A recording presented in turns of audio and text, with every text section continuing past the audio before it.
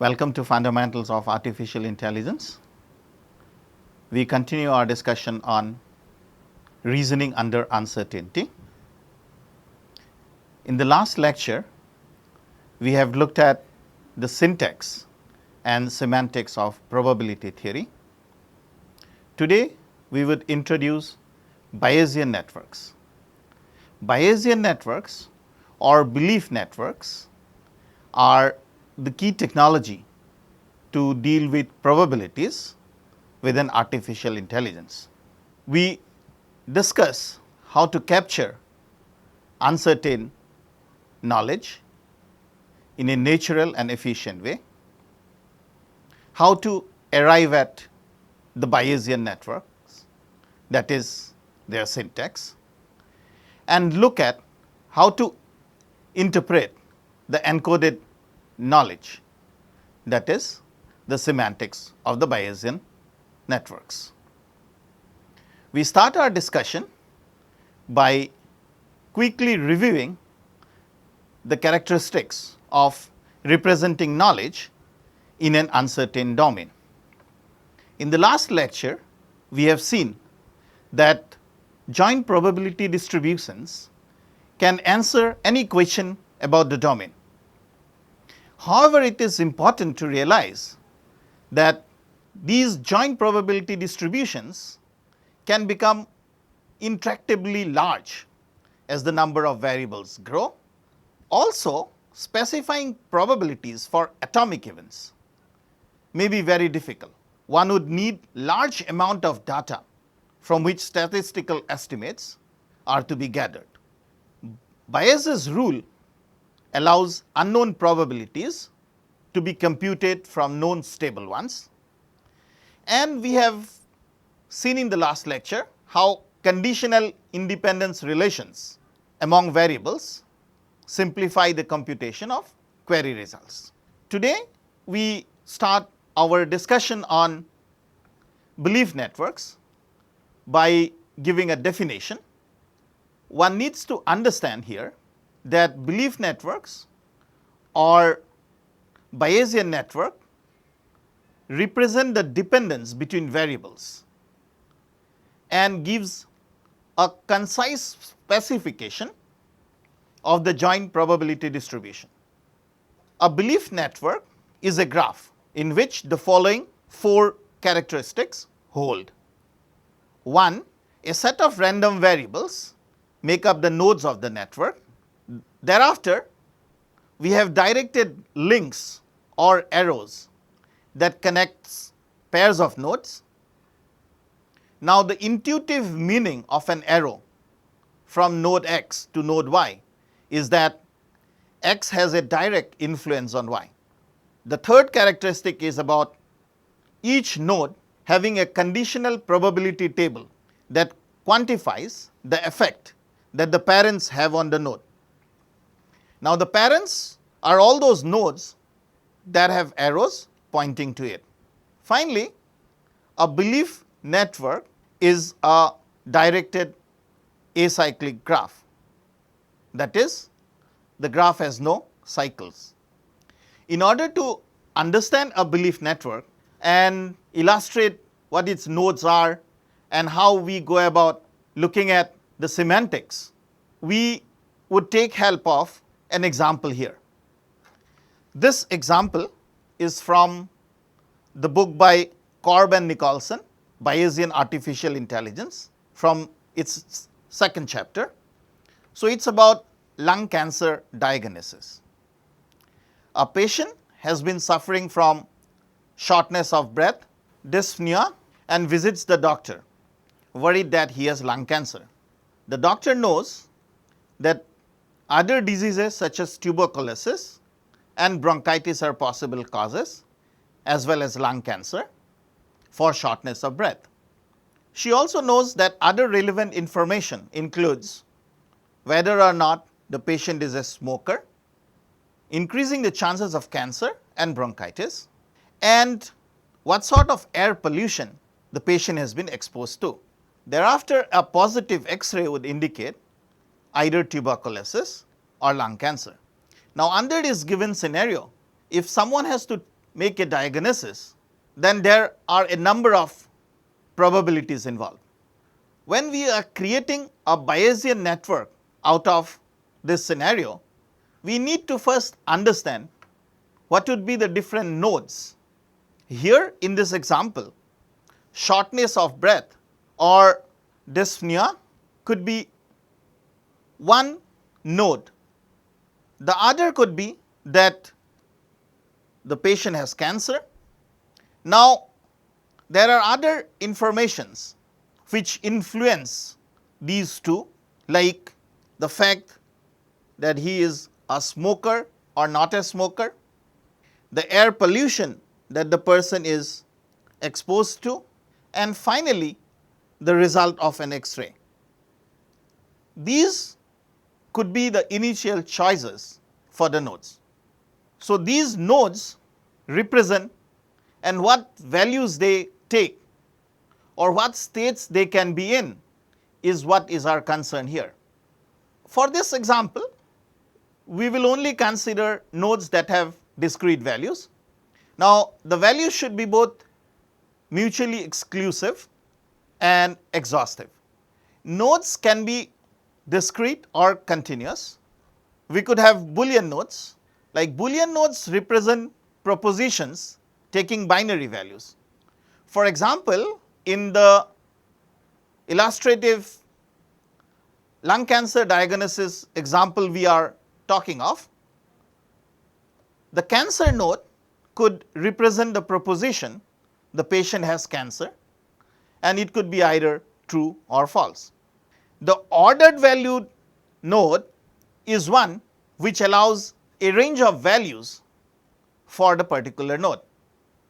For example, here the pollution node could have values low, medium and high and could be an ordered value node.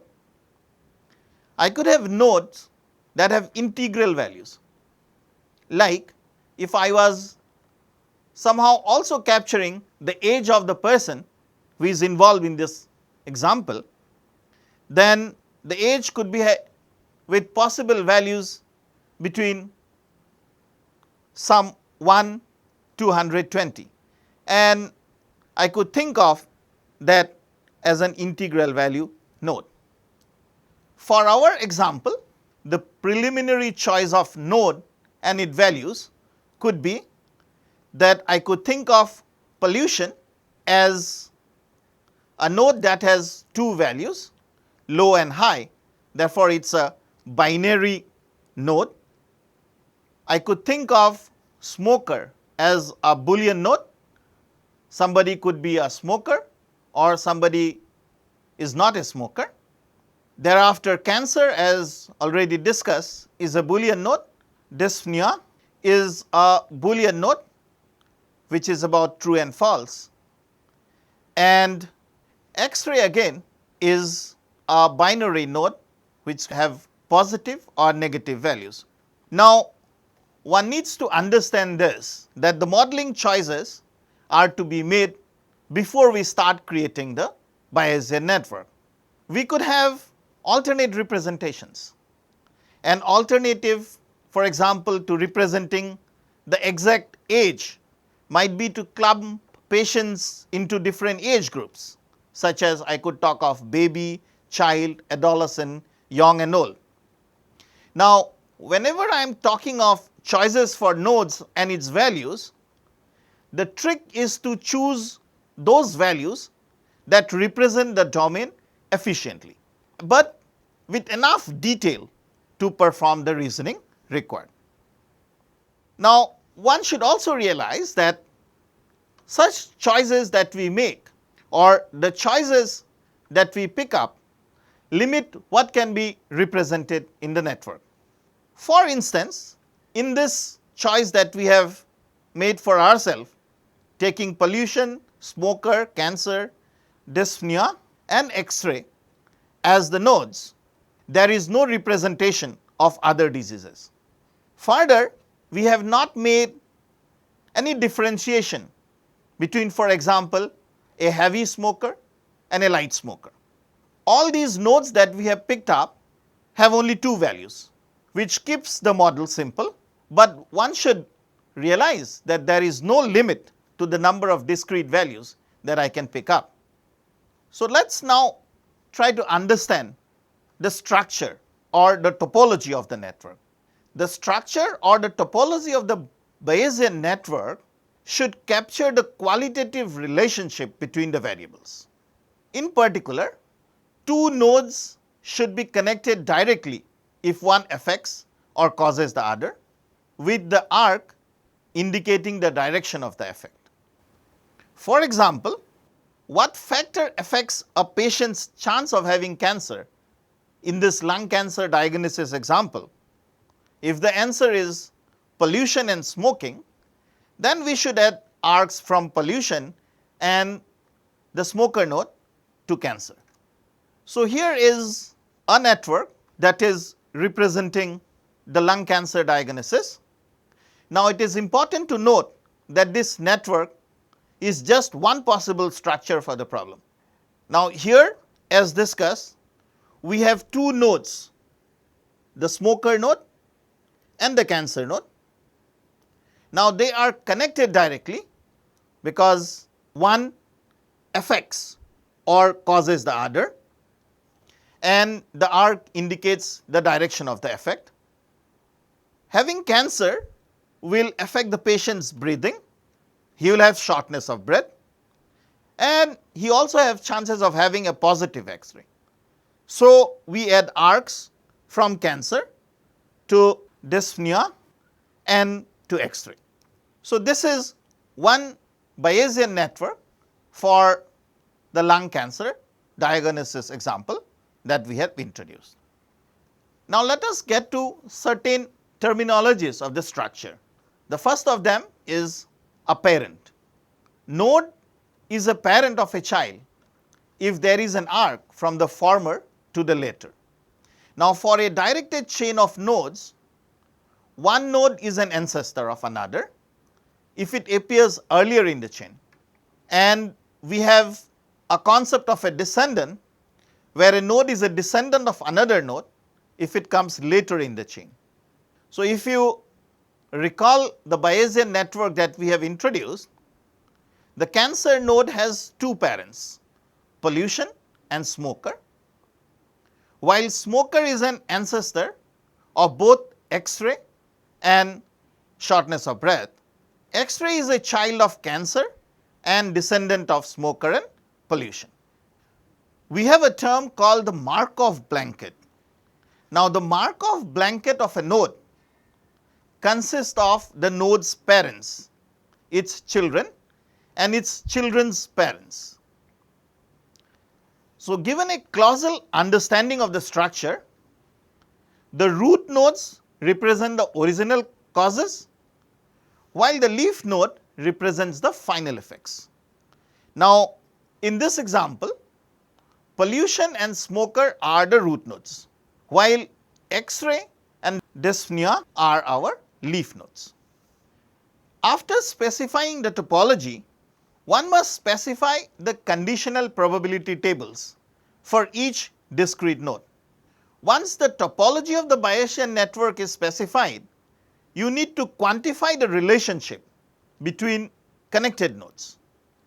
This is done by the conditional probability distribution. Now, we are only considering in this example discrete variables. So, this takes the form of the conditional probability table. Each row within the conditional probability table contains the conditional probability of each node value for each possible combination of values in its parent nodes, and each row must sum to 1. A conditional probability table for a Boolean variable with n Boolean parents contains 2 to the power n plus 1 probabilities. A node which do not have any parents has just one row, its prior probabilities. For without parents, we do not have any conditional probabilities possible for that particular node. So, here is the lung cancer diagnosis Bayesian network with the conditional probability tables. If you look at the root nodes, here the smoker node and the pollution node, all they contain is one row representing its prior probabilities. So, in a sense, the conditional probability table is degenerate. Here it is saying that the probability that the person is a smoker is 30%, pollution level being low is 90%. For each node, we need to look at all possible combinations of values for the parent nodes. So, such combinations is called an instantiation of the parent set. So, in this example, for the cancer node, we have the pollution and the smoker as its parent set, and this combination is called an instantiation. So, we have pollution, we have smoker, and we have these possibilities. Now, one needs to remember that pollution we had possibility of being high and low, and smoker was a Boolean node. So, we had possibility of being true and false. So, we look at each combination, and which is pollution high, smoker true, pollution high, smoker being false, pollution low, smoker being true, and pollution low, smoker being false. So, we look at this probabilities of cancer being true given the two parents pollution and smoker. For each distinct instantiation that we have created of the parent node values, we are specifying the probability that the child will take for each of its values. So, this is what the conditional probability table gives us.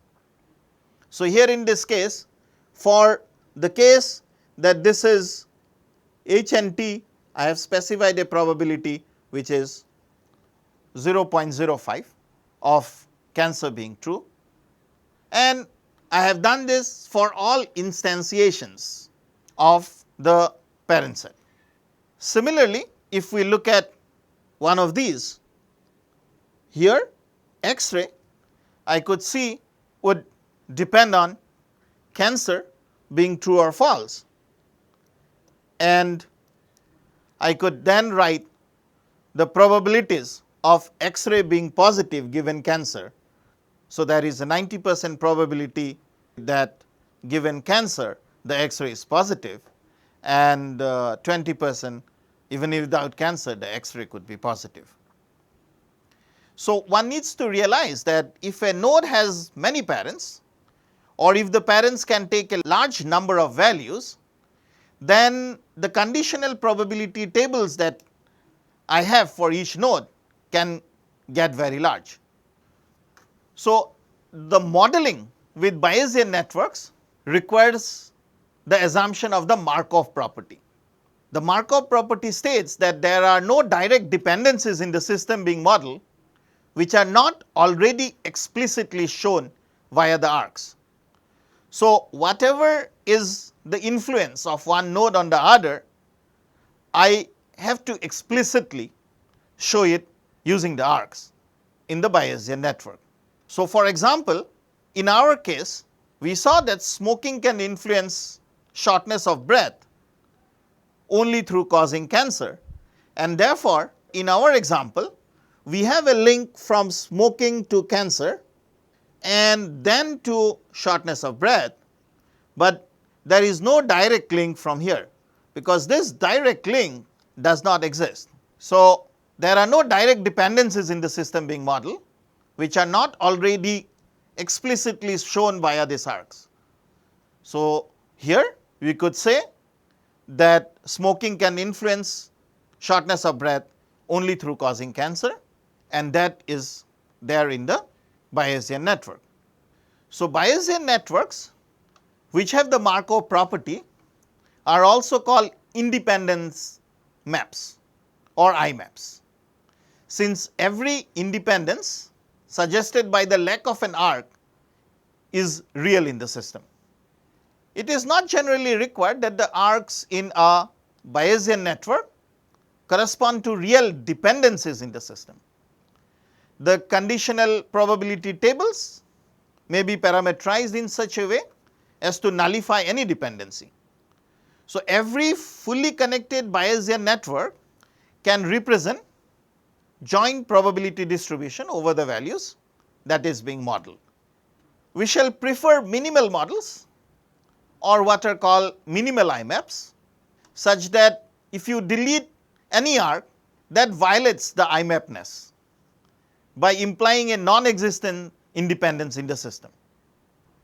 If in fact every arc in a Bayesian network happens to correspond to a direct dependence in the system, then such a Bayesian network is said to be dependence map or DMAP.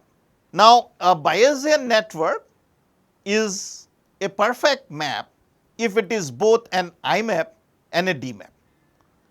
That is, a Bayesian network which is both an independence map and a dependence map is said to be a perfect map.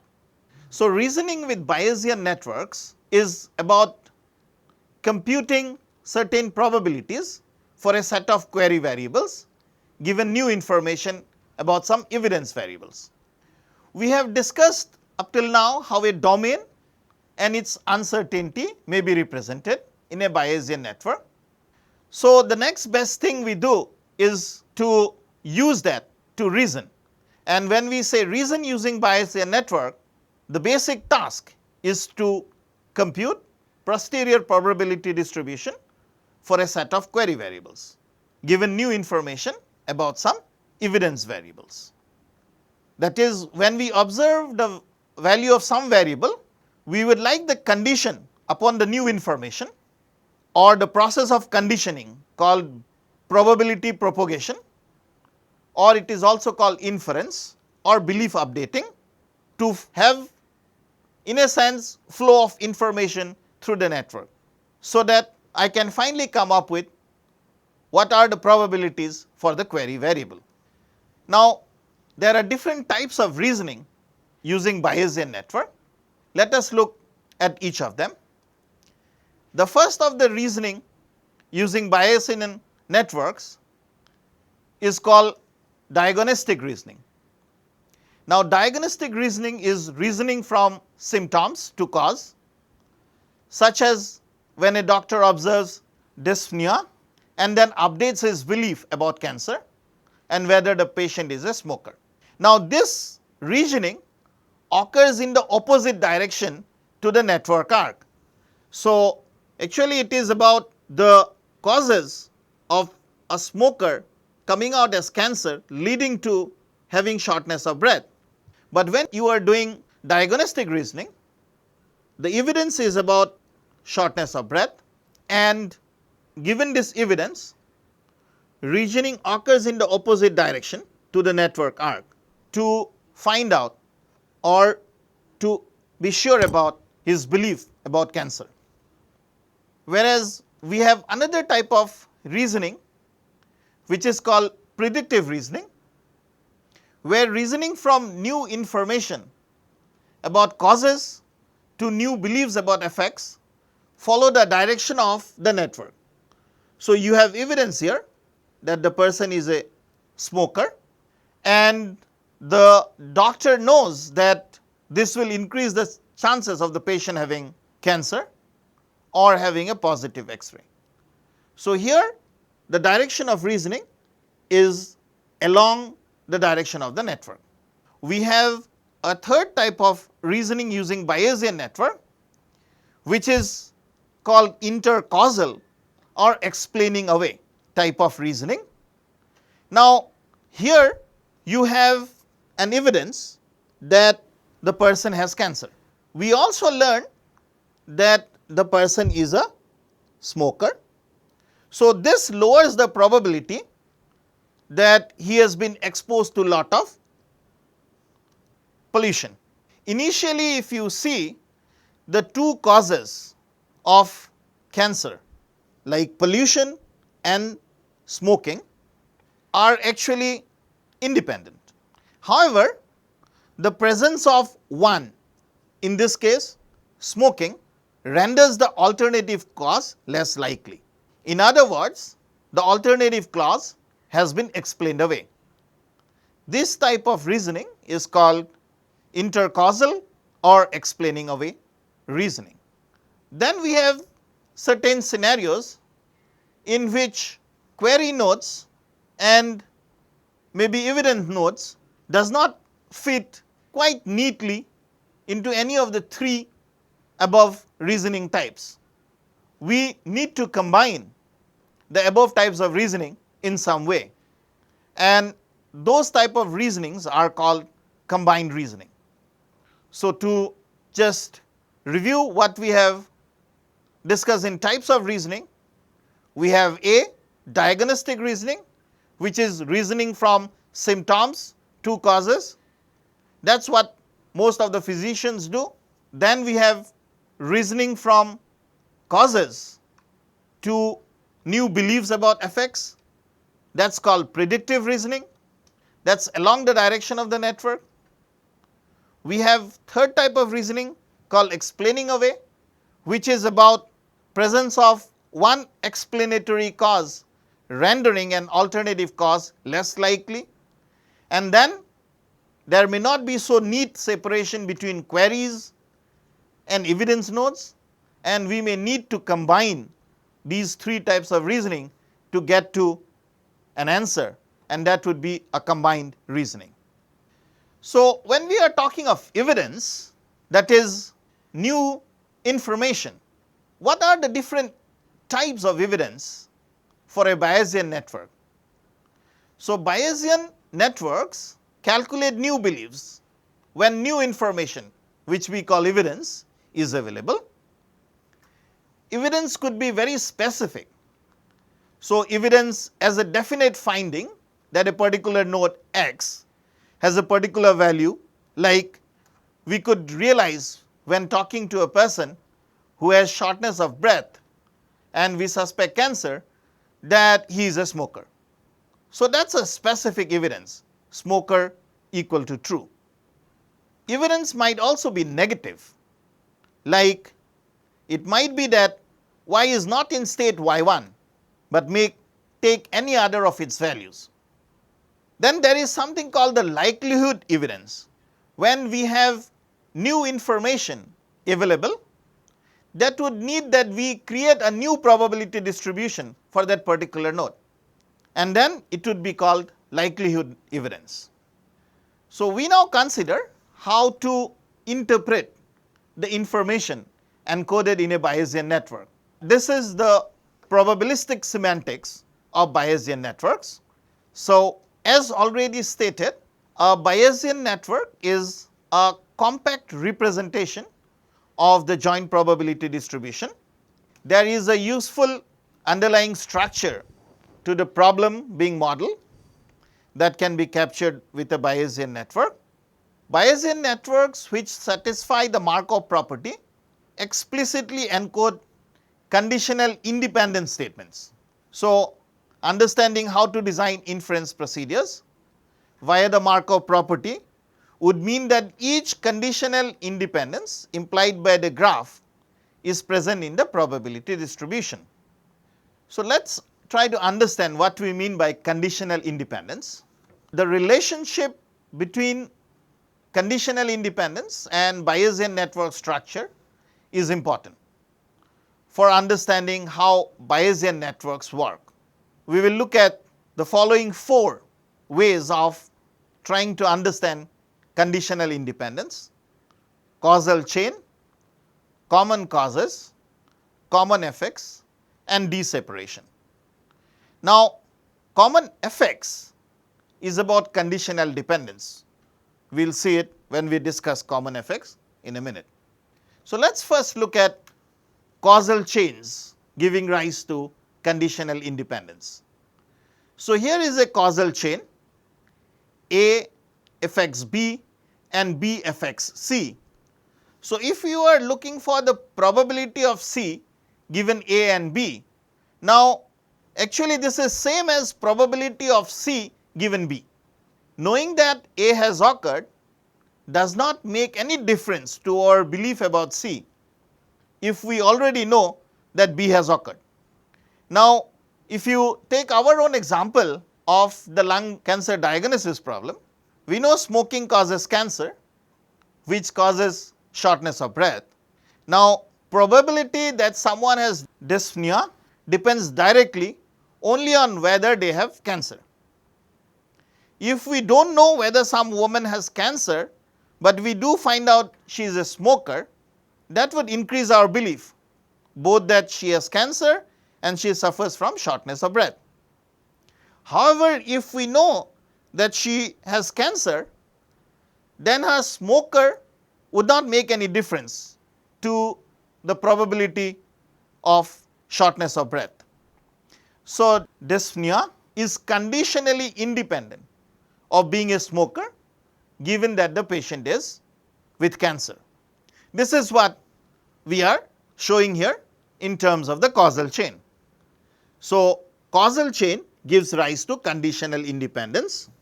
This is a very important relation when we are analyzing Bayesian networks. So, the probability of C given A and B, where A, B and C forms a causal chain, then is same as the probability of C given B. The next conditional independence rises because of common cause or common ancestors. Now, here in this case, I am looking for the probability of C given A and B. If there is no evidence or information about a common cause, like there is no evidence or information about cancer, then learning that one symptom is present will increase the chances of cancer, and which will increase the chances of the other symptom. However, if we know that the person has cancer, then an additional positive X-ray will not tell us anything about the chances of dyspnea. So, basically if I am looking for the probability of C given A and B, and is same as the probability of C given B, I could say that A is independent of C given B. So, common causes also give rise to conditional independence. Common effects on the other hand gives rise to conditional dependence.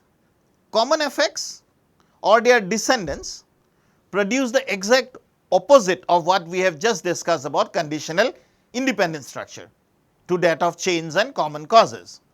Parents are marginally independent, but they become dependent given information about the common effect. So, if I am looking for the probability of A given C and B, I cannot say that it is equal to probability of A and probability of C. A is not independent of C given B. So, here is from our example, cancer is a common effect of pollution and smoking, and as I was discussing the types of reasoning, given cancer, smoking could explain away pollution. So, you could see that when I have a common effect which is cancer of two nodes which is pollution and smoking, having cancer, one no longer remains independent of the other, because smoking would explain away pollution, and then that is about giving rise to conditional dependence. We have seen now how Bayesian networks represent conditional independences and how these independences affect belief chain. Let us look at a graphical criteria of conditional independence. Up till now, the common causes, common effects and causal chains that we have discussed apply between pair of nodes. But one needs to realize that these concepts apply not only between pair of nodes, but could also apply between sets of nodes. So, here we have D separation, which determine whether a set of node X is independent of another set Y, given a set of evidence nodes E via the Markov property. Now, it says that if every path from node in X to node in Y is de-separated by the evidence node E, then X and Y are conditionally independent. But let us look at what we mean by being de-separated. So, in order to define de-separation, let us introduce two more definitions. One, about a path.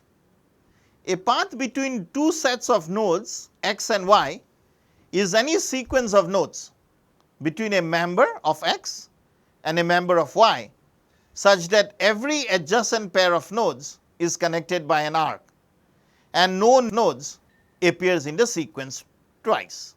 So, we have a path, and then we define something called a block path. Now, a path becomes a block path if given a set of nodes E, if there is a node Z on the path for which at least one of the three condition holds.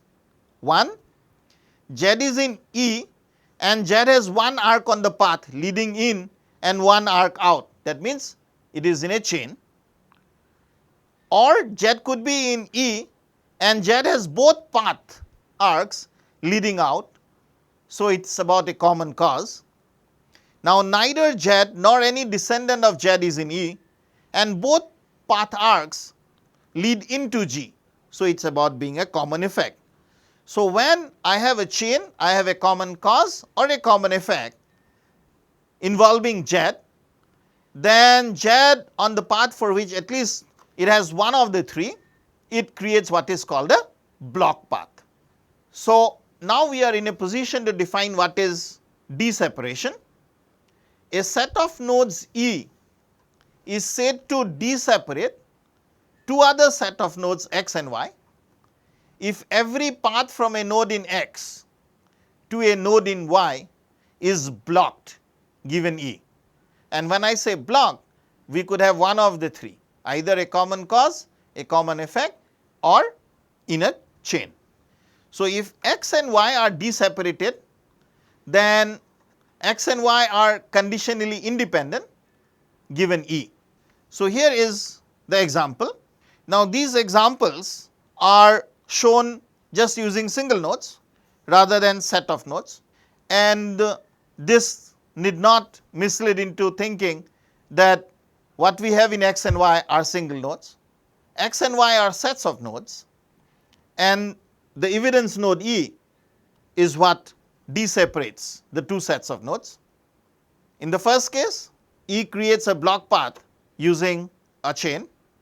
The second is that of a common cause, and the third is that of a common effect. And if X and Y are de-separated, then we know that X and Y are conditionally independent given E. Now, let us look at the de-separation for the example that we are discussing for this lecture, the lung cancer diagnosis. So, let us say we have observation of the cancer node.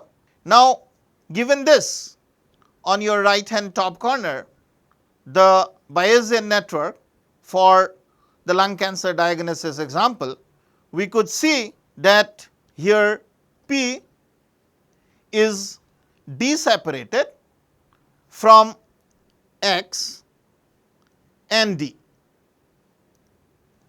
Okay. And similarly, S is de-separated from X and D. S is also de-separated from X and D. And this is precisely by condition 1. Now, we could also see that X is de-separated from D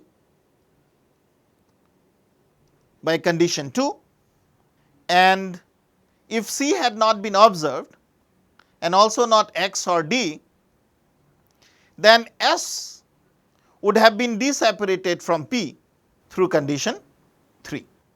So, these are the de-separation examples leading us to conditional independence.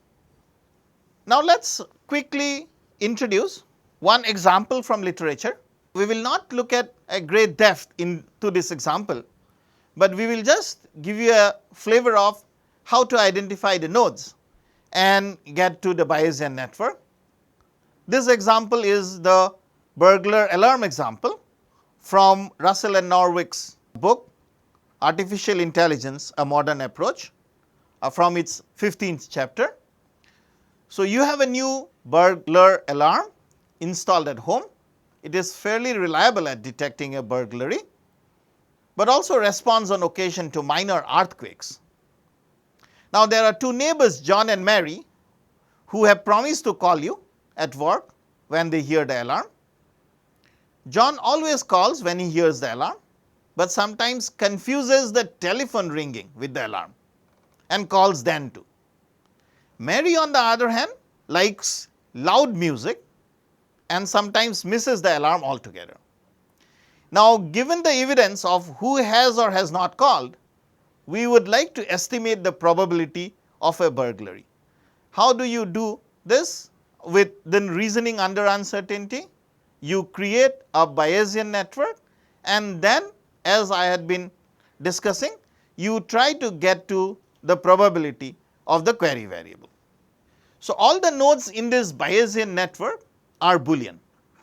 They could represent true or false alternatives for the corresponding propositions. But then what are these nodes in the first place? So, we could see that we are talking of the possibility of detecting a burglary. So, that could be one node. Now, these alarm also talks of earthquakes. So, that could be the other node. John and Mary has promised to call, and depending on who is calling, you want to estimate the probability of burglary. So, it would be nice to have two nodes, one for John and one for Mary calling you. So, it could be like something like John calls and Mary calls, and then John or Mary would respond only when they hear the alarm. So, alarm would be another node in your Bayesian network. All of these nodes are Boolean. The Bayesian network models the assumptions that John and Mary do not perceive a burglary directly. They do not feel minor earthquakes. All they do is respond to the burglar alarm system, and there is no explicit representation of loud music preventing Mary from hearing the alarm, nor of John's confusion of alarms and telephones. This type of information is to be summarized in the probabilities that are to be there in the arcs from alarm to John calls and Mary calls. So, here is the Bayesian network for the burglar alarm. We have no explicit representation of loud music. All that we have is the alarm system and earthquake or burglary giving rise to the alarm. The alarm in turn giving rise to John calling or Mary calling, but neither John's confusion of alarms and telephones nor Mary's hearing loud music and missing the alarm is represented. These need to be factored in the probabilities from alarm to John calls and Mary calls. And the conditional probability tables, if you see, have instantiations for the parents. If burglary is true and earthquake is true, then the alarm sounding is almost 95% probable. Burglary true, earthquake false 0.94, false burglary, earthquake true. So, for minor earthquakes it would respond. So, here it is 0.29, and then if both of them false, there is a very small probability that even then the alarm would be true. And here for Mary calling or for John calling, the only thing that decides is the alarm. So, the alarm ringing, there is a probability that John calls.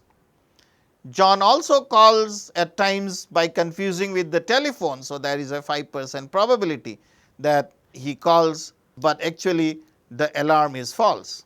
And then we have calls by Mary. Even under alarm being true, she misses because of loud music, and that is why it is 70%. So, such confusions, such missing of information is summarized in probabilities in the conditional probability tables, and this is how you would represent a problem using the Bayesian networks. So, let us quickly review what we have done in the lecture today and the previous one. We have looked at Bayes' rule that allows unknown probabilities to be computed from known ones. Then we had looked at conditional independence due to causal relationship that allows efficient updating. Today we had looked at Bayesian networks as a natural way to represent conditional independence information. Qualitatively, it is about the link between the nodes.